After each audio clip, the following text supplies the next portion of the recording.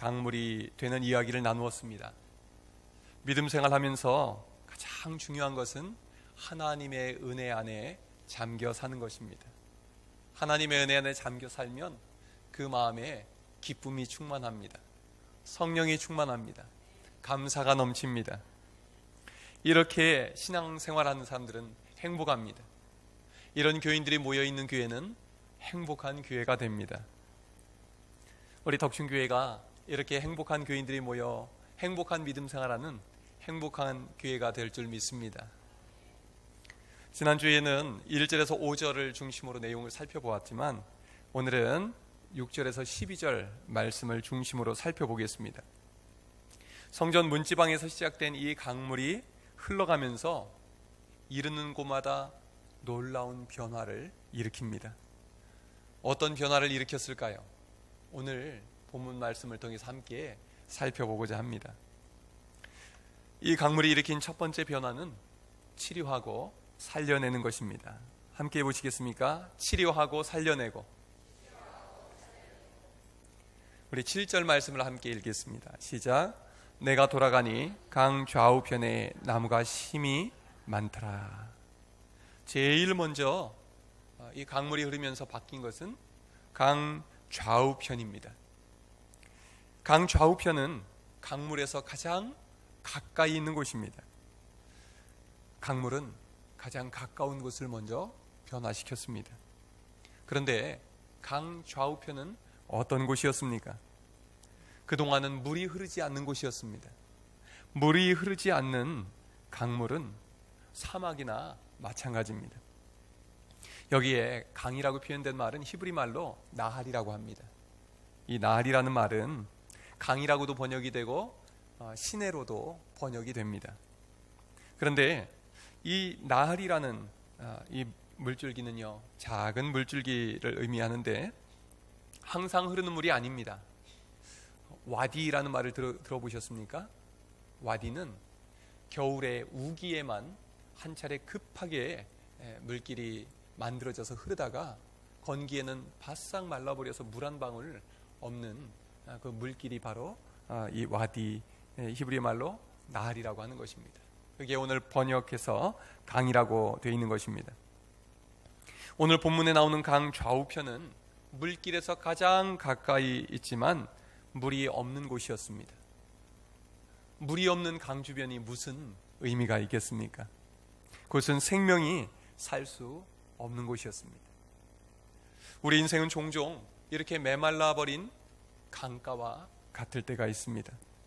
사람들은 저마다 행복하게 살고 싶어서 자기가 생각하는 생명의 강가에 뿌리를 내리고 싶어 합니다. 어떤 사람들은 자기는 돈이 행복의 근원이다 생각을 하고 돈 버는 일에 모든 걸 겁니다. 모든 걸 희생시킵니다. 자기의 건강도 희생시키고 때로는 가족까지 희생시켜서 돈을 모읍니다. 나중에 쓸 만큼 돈을 모으고 또 남들이 부러워할 만큼 돈을 모아놓고 때늦은 후회를 하곤 합니다. 왜냐하면 그 돈에 자기가 찾던 행복이 없었기 때문입니다. 그리고 도리어 모아둔 돈 때문에, 많은 돈 때문에 가족 간에 불화가 생기고 또 자식들 간에 등을 돌리고 사는 일들이 종종 있지 않습니까? 어떤 사람들은 자식을 행복의 근원이라고 생각하고 자식에게 모든 걸 쏟아붓습니다. 자식을 잘 키우기 위해서 온갖 공을 다 들입니다. 그러나 부모의 뜻대로 안 되는 것이 자식입니다. 자식에게 기대가 컸던 만큼 실망이 큽니다. 아니 설령 자식이 진학도 잘하고 취업도 잘하고 결혼도 잘해서 산다 해도 결국은 부모 곁을 떠나가게 되어 있습니다. 자식을 의지한 만큼 자식에게서 허전한 마음, 아쉬운 마음을 많이 느끼게 되는 것입니다. 그러고 보면 자식도 우리의 행복의 근원이 될 수 없습니다. 그 외에도 우리는 살아가면서 의지할 것들을 이것저것 마련해 두고자 합니다. 그래서 좋은 사람들과의 관계에 공을 들이기도 합니다. 자신의 건강 관리를 하기 위해서 먹을 거 가려 먹고 열심히 운동하면서 건강을 챙기기도 합니다. 그런데요, 이 좋은 것들일수록 쌓아 올릴 때는 시간도 많이 걸리고 공을 많이 들이게 되는데 무너지는 데는 한순간입니다. 우리가 생각하던 행복의 강물은 금세 메말라버리고 바닥을 드러내버리고 마는 것입니다. 그런데 오늘 본문에서는 메말랐던 강줄기에 다시 물이 흐르기 시작합니다. 바싹 말라있던 강 좌우편에 풀들이 자라고 심이 많은 나무들로 가득 채워집니다. 모든 것이 죽어있던 곳에 생명이 만발하게 된 것입니다. 여러분, 하나님의 은혜를 경험하면 우리가 살아나는 줄로 믿으시기 바랍니다. 내가 먼저 살아납니다. 우리의 영혼이 생기를 얻습니다. 하나님의 은혜가 임하면 우리의 가정이 살아납니다. 하나님이 은혜 주시면 우리의 일터가 살아납니다. 하나님의 은혜가 임하면 교회가 살아납니다. 하나님의 은혜의 강물은 우리와 가장 가까운 곳부터 치료하고 살려내시는 것입니다. 그래서 우리는 항상 하나님의 은혜를 구해야 합니다. 하나님, 오늘도 저에게 은혜를 부어주시옵소서. 우리의 가정에 은혜의 강이 흐르게 하여 주옵소서. 우리의 일터에, 우리의 교회에 하나님의 은혜의 강물이 흐르게 하여 주옵소서. 간구할 때 하나님 응답해 주실 줄로 믿습니다. 다음으로 이 강물이 흘러가면서 어떤 변화를 일으킵니까? 가장 먼 곳까지 살려냅니다. 가장 가까운 곳을 살려낸다고 했는데 가장 먼 곳까지 또 살려냅니다. 우리 8절 9절의 말씀을 함께 읽겠습니다. 시작. 그가 내게 이르시되 이 물이 동쪽으로 향하여 흘러 아라바로 내려가서 바다에 이르리니 이 흘러내리는 물로 그 바다의 물이 되살아나리라. 이 강물이 이르는 곳마다 번성하는 모든 생물이 살고 또 고기가 심이 많으리니 이 물이 흘러 들어가므로 바닷물이 되살아나겠고 이 강이 이르는 각처의 모든 것이 살 것이며. 아멘.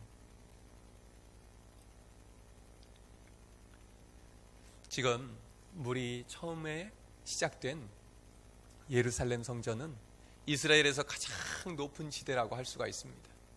시온성, 시온산의 꼭대기에 예루살렘 성전이 있습니다. 그런데 그 동편에서부터 물이 흐릅니다. 그 물은 아라바를 향해서 내려가는데요. 그리고 가장 낮은 사해까지 이릅니다. 아라바라는 것은 요단강 줄기를 따라서 내려가며 형성된 거대한 계곡을 말합니다. 그리고 그 계곡의 가장 남쪽에 우리가 잘 아는 사해가 있습니다. 사해 들어보셨죠? 아무것도 살 수 없는 그 큰 바다가 사해입니다. 사실은 바다라기보다는 육지 안에 있는 물인데 사해라고 부르는 것입니다. 성전에서 흘러내린 물이 도착하는 종착점이 사해입니다. 사해는 말 그대로 죽은 물입니다. 사해는 지구상에 있는 지표면 중에서 가장 낮은 곳입니다.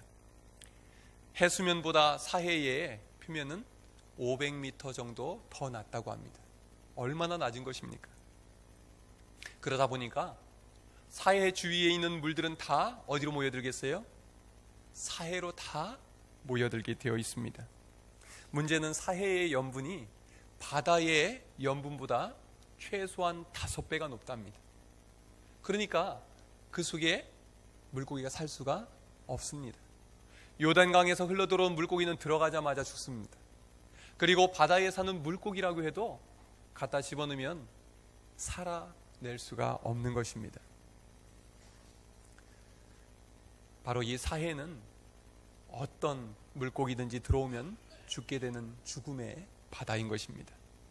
그런데요, 놀라운 일이 일어났습니다. 성전에서 시작된 물이 흘러 들어오더니 사해가 살아나게 된 것입니다.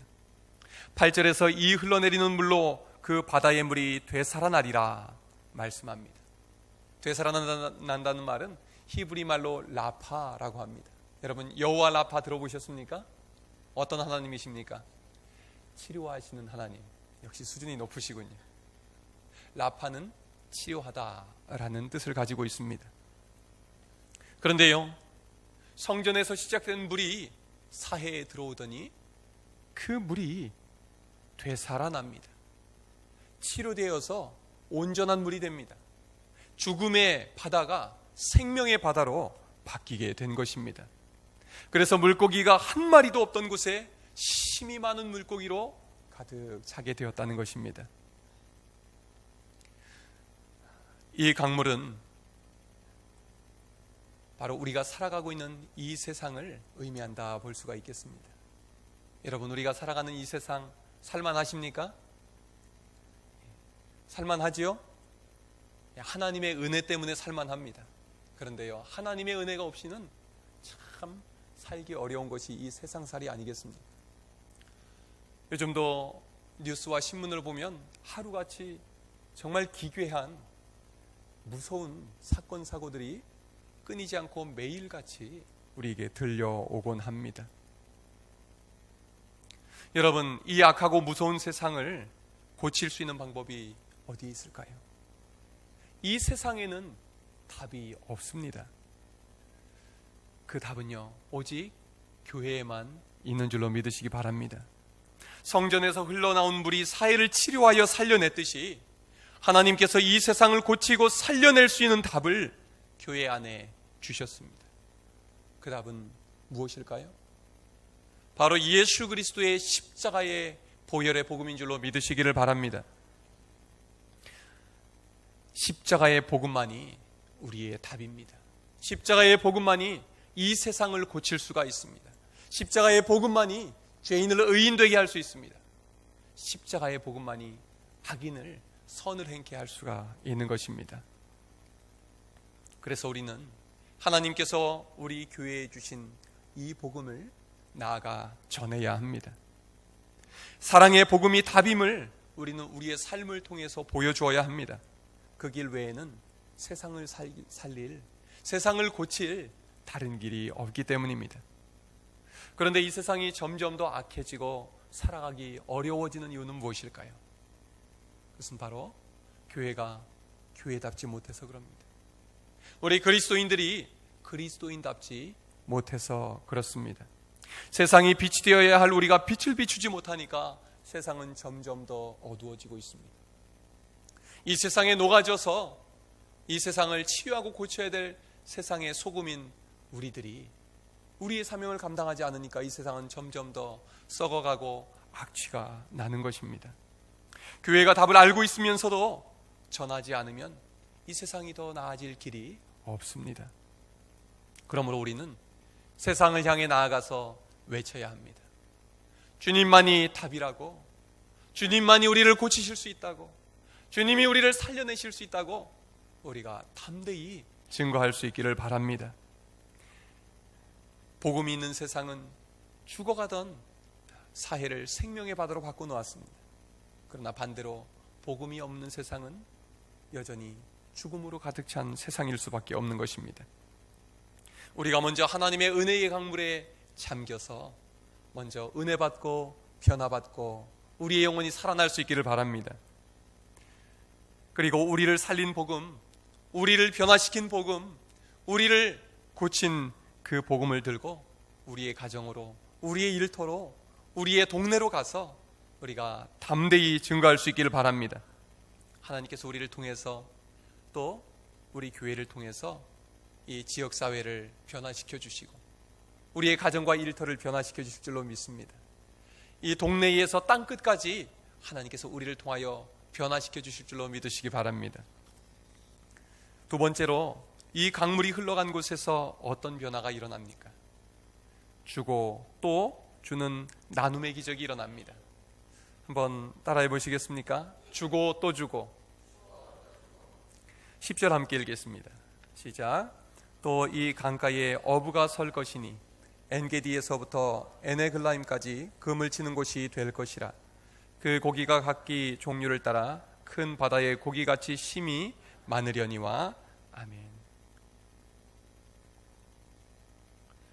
그동안 사해는 받기만 하고 주는 것은 없는 바다였습니다. 가장 낮은 곳에 있어서 주변에 있는 모든 물을 다 끌어들이고도 만족함이 없는 바다였습니다. 모으고 항상 받아들이면서도 나눔은 없었습니다. 그런데 참 신기한 것은요, 그렇게 많이 받아들이면서도 수위가 올라가질 않아요. 엄청 많이 모으면 많이 쌓아올릴 것 같은데 다 증발해 버리는 것입니다. 여러분, 우리의 인생이, 우리의 모습이 그렇지 않습니까? 모으고 쥐고 또 쥐면 더 많아질 것 같은데요, 우리의 애쓰는 것과 달리, 뜻하는 바와 달리 잘 모아지지 않고 어느새 살아붙어 버리는 것이 우리의 인생 아니겠습니까? 더 심각한 것은 그 바다는 물고기가 살 수 없는 바다였다는 점입니다. 그런데요, 성전에서 시작된 강물이 사회로 들어오자 물고기 한 마리 없던 그곳에 바다처럼 많은 물고기가 채워지게 되었다는 것입니다. 그리고 그 강가에 어부가 살 것이다 라고 말씀합니다. 물고기 한 마리 없던 그 사해 바다에 어부들이 들어선다는 거예요. 우리말로는 어부라고 되어 있는데요, 히브리 원어로 보면 어부들이라고 복수로 나옵니다. 한두 사람이 아니라는 것입니다. 수많은 어부들이 그곳에서 그물을 치고 먹고 산다는 것입니다. 엔게디와 에네글라임, 이런 마을들은 사해 근처에 있는 마을이에요. 사해 근처에 어장이 형성이 되고 어촌이 형성이 돼서 많은 일이 먹고 살게 된다는 것입니다.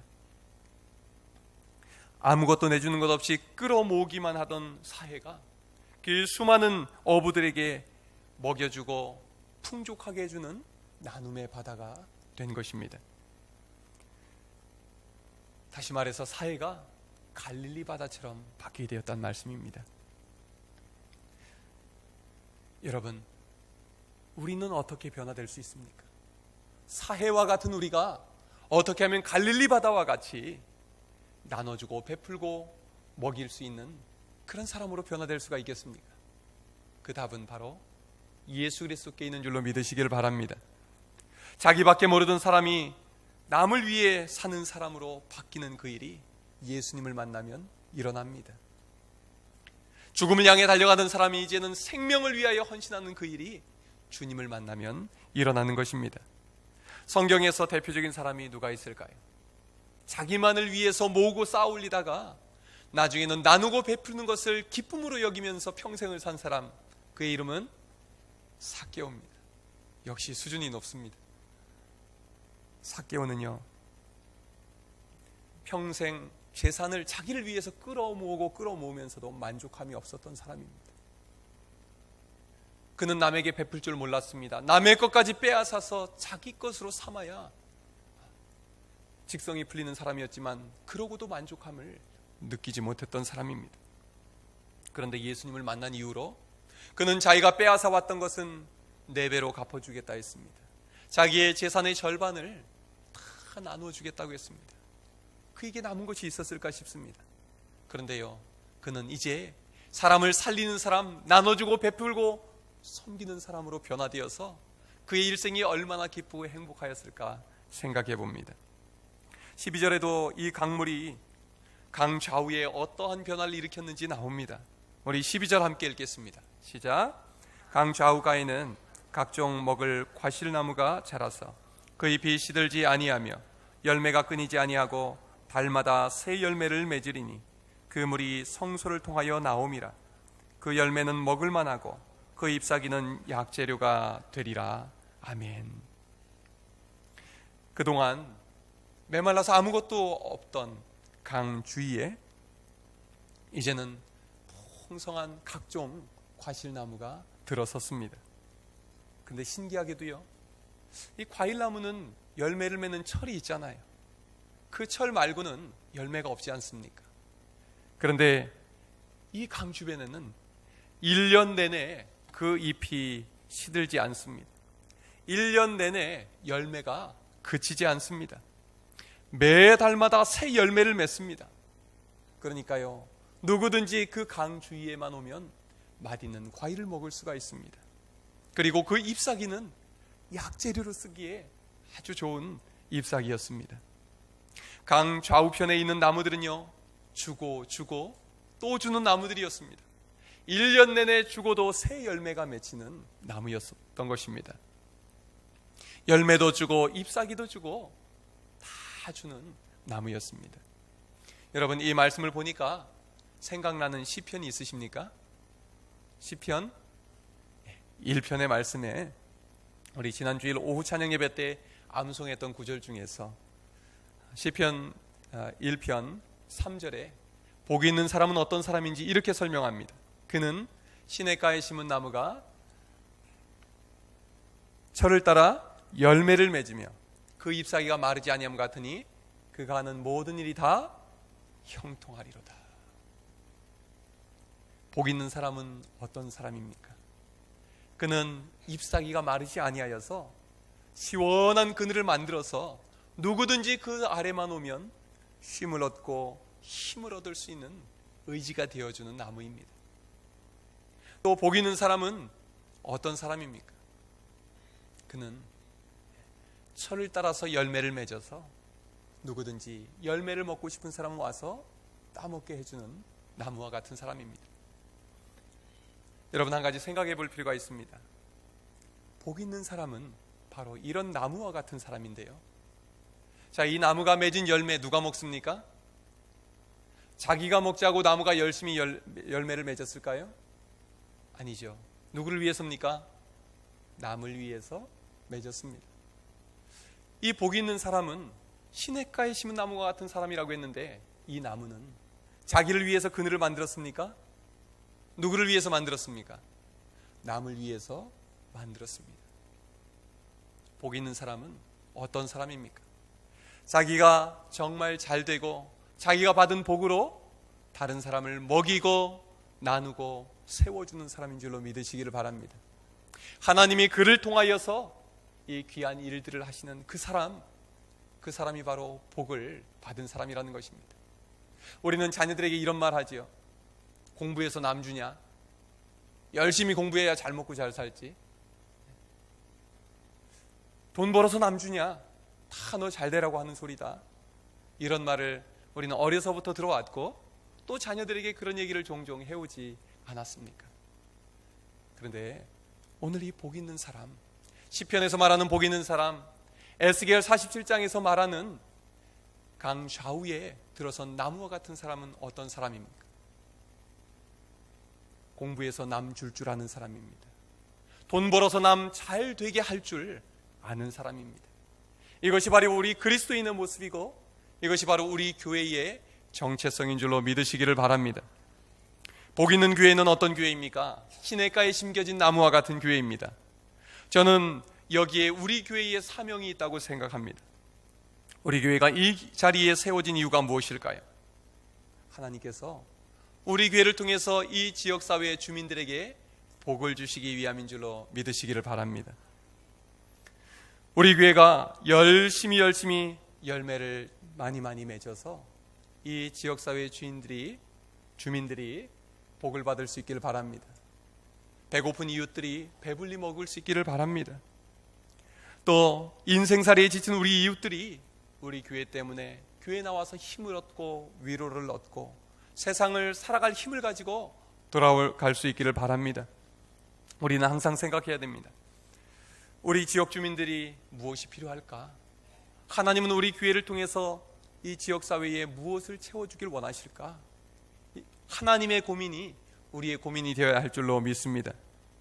복음을 나눠주고 사랑을 나눠주고 또 가난하고 어려운 이들에게는 먹을 것도 나눠주고 이 주민들의 필요를 잘 채워줄 수 있는 교회가 되기를 주님의 이름으로 축원합니다.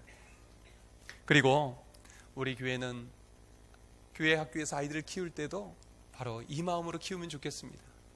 너희들은 복 있는 사람이 되어야 한다. 시냇가에 심은 나무와 같은 아이들이 되어야 한다.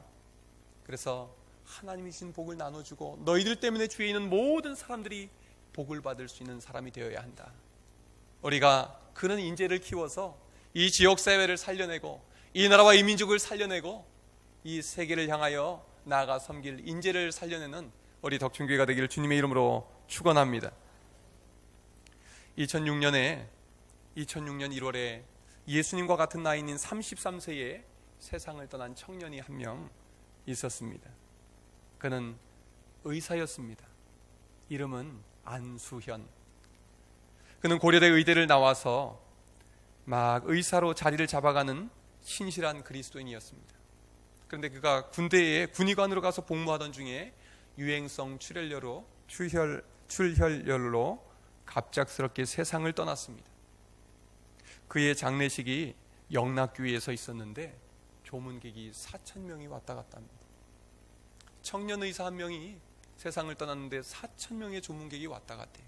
누가 왔다 갔나 했더니 물론 같이 관계되어 있던 의사, 간호사, 또 병원 직원 이런 사람들도 왔다 가긴 했습니다. 그러나 그와 함께 근무했던 군인들, 병원 청소하는 분들, 그리고 구두방 아저씨, 그리고 자기가 돌봐왔던 환자분들이 그렇게 많이 왔다 갔다 하는 거예요. 도대체 그가 어떤 인생을 살았기에 그렇게 많은 사람들이 그의 장례식을 다녀간 것일까요? 그는요, 자기가 돌보던 환자들 머리맡에 밤늦게 가서 손잡고 기도해 주던 의사였습니다. 환자가 세상을 떠나면 장례식에 찾아가서 함께 울어주던 의사였습니다. 돈 없는 조선족 할아버지의 검사비를 자기 월급에서 대신 내주던 의사였습니다. 백혈병에 걸린 소녀의 집까지 함께 찾아가서 생일을 축하해 주던 의사였습니다. 하반신을 쓰지 못하는 청년을 자기 차에 태워서 공연장 가고 싶다는 소원을 들어주던 의사였습니다. 병원 업무가 끝나고 녹초가 된 그 상황에서도 자기랑 같이 믿음 생활하던 교회 지체들을 찾아가서 책을, CD를 선물로 주고 문자를 보내주던 그런 의사였습니다. 그는 교회 안에서나 병원에서나 병원 밖에서나 어디에서나 예수 그리스도께 받은 그 은혜와 사랑을 나눠주고 또 나눠주고 또 나눠주며 살던 사람이었습니다. 그는 군에 입대한 다음에도 여전했습니다. 군의관들은 유교 훈련을 받지 않아도 된다더라고요. 그런데 이 병사들이 이렇게 고생하는데 내가 혼자 쉴 수 없다 해서 같이 유교 훈련을 받던 군의관이었습니다. 그가 죽은 후에 통장에는 자동차 할부금, 신용카드 대금 외에는 잔액이 거의 없었다고 합니다. 가난하고 어려운 이들을 위해서 자기의 가진 것을 모두 다 털어주던 바보 의사였습니다.